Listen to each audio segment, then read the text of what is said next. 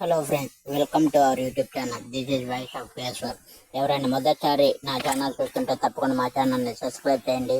ఈ వీడియోని లైక్ చేసి చేసేయండి. ఈ వీడియోకి కనీసం నేను 5 లైక్స్ ఎక్స్పెక్ట్ చేస్తున్నాను. దయచేసి ఈ వీడియోని లైక్ చేయండి. ఇంకా టాపిక్లోకి వెళ్దాం.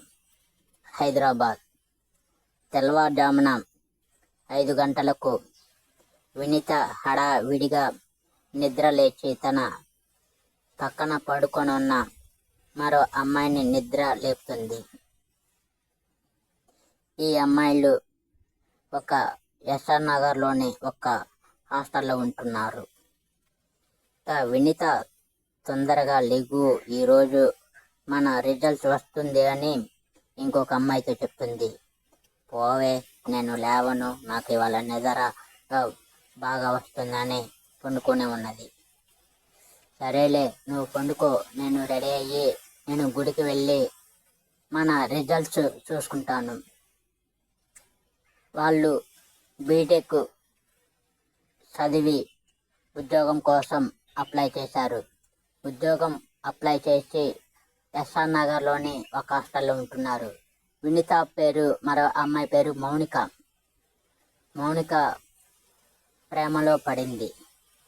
అసలు ఏమైందో ఏంటో తెలియదు.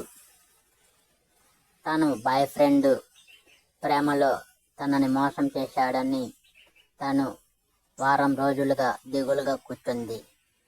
సరే, ఇది కొద్దిసేపు పక్కన పెడదాం. ఇంకా వినీత లేచి హడావుడిగా రెడీ అయ్యి గుడికి వెళ్ళి దండం పెట్టుకొని వచ్చింది.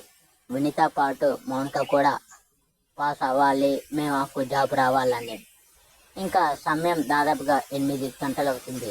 ఈలోపు మౌనిక కూడా లేచి రెడీ అయ్యి టిఫిన్ తిందామని వినీత కోసం ఎదురు చూస్తూ ఉన్నది.